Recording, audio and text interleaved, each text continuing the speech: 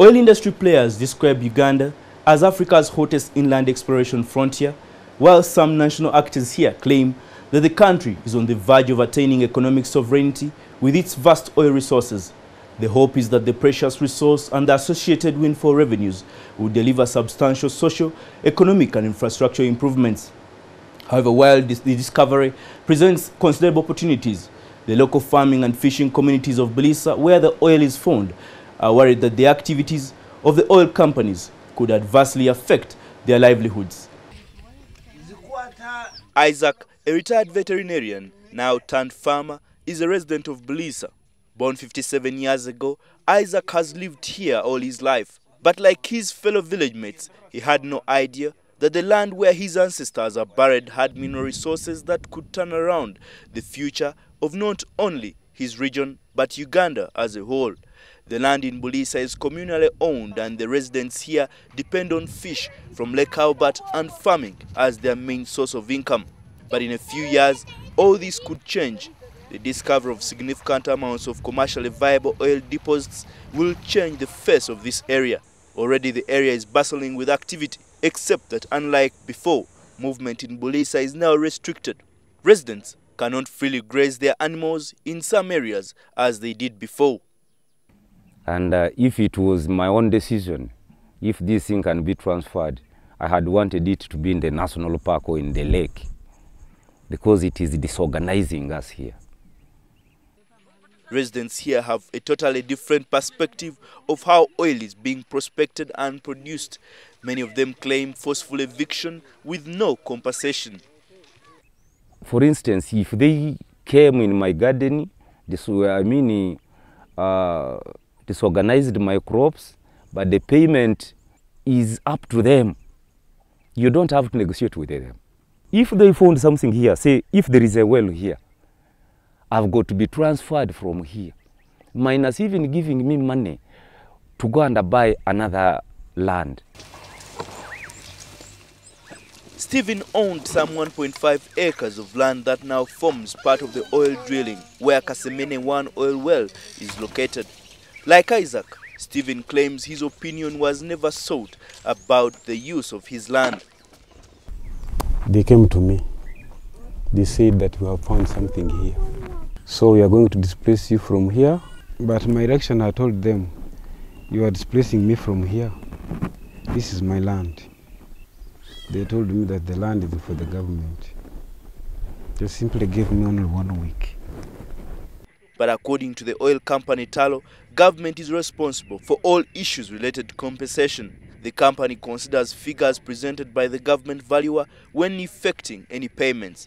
District rates are actually developed by the chief government valuer under the district, who then provides these rates to Tullow, and Tullow pays based on these rates. We do not pay anything else or anything outside what the district rates are. You'll find that you have over 1,000 to 17,000 farmers we need to compensate, and that has created challenges in terms of speeding up the process of payment. Your crops are destroyed today. In July, you will be paid next year in January. Something which was purchasing 500, you will not buy it at 500. But civil society activists believe leaders have failed to advise people on what should be done, especially on issues related to land. One challenge is that it's untitled land. So when you have customary land, you sell it at below value. From our perspective, we think we should be teaching people more that you don't have to sell your land. You could actually lease it or give it as equity so that you're part of the business.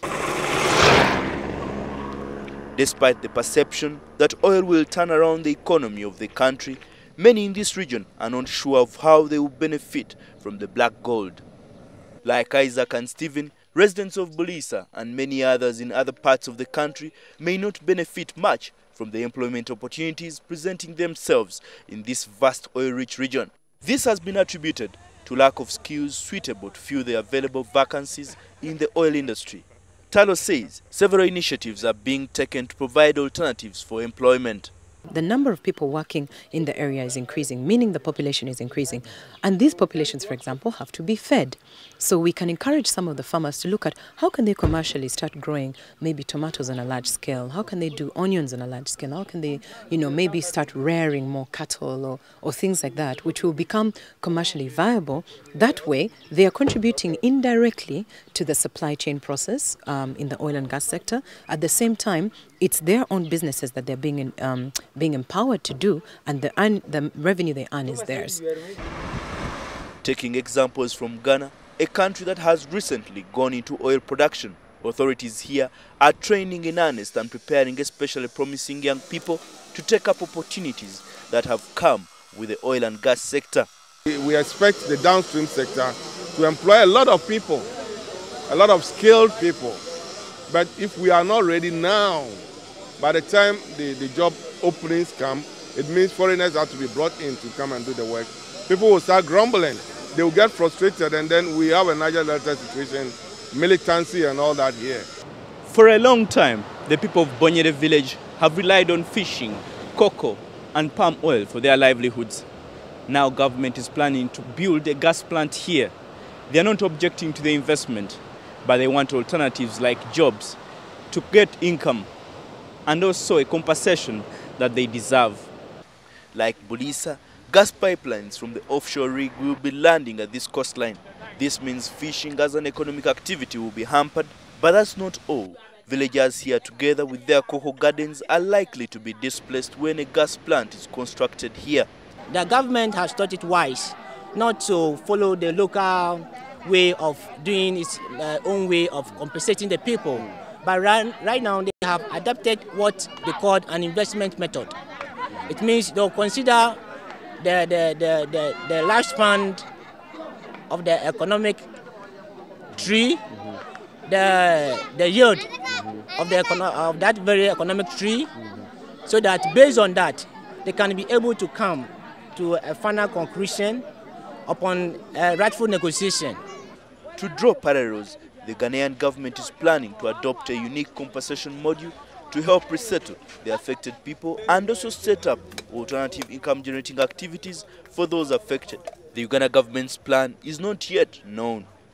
Going forward, experts in the extractive industry advise that in order to mitigate conflict, government and oil companies should involve the local people. Anybody coming to develop a resource must recognize that whether people are living on the land or not, it belongs to some people, and that they have the right to say that, yes, we want to do it this way or not to do it this way. It must not be driven even by government to say that we are taking over. If you take over forcefully, you are inviting conflict, you are inviting violence, and there will be no peace. But others also think that it is the role of leaders to sensitize the locals to demand for their rights. But this too has its challenges. Communities should be able to mobilize into groups, advocate and speak authoritatively about their rights and demand for them. There needs to be an immediate motion moved to delink the executive from the legislature. As long as Parliament remains fused, where an MP can still be a minister, then who will oversee who? As Uganda moves towards the oil production phase, there's a lot of excitement for the good times ahead. However, some oil giants like Nigeria are not exactly on the first lane of development, largely due to mismanagement of the oil resource, giving rise to the oil curse. But the oil curse need not to visit Uganda. The factors that could lead to it can be addressed, just like what Ghana is doing.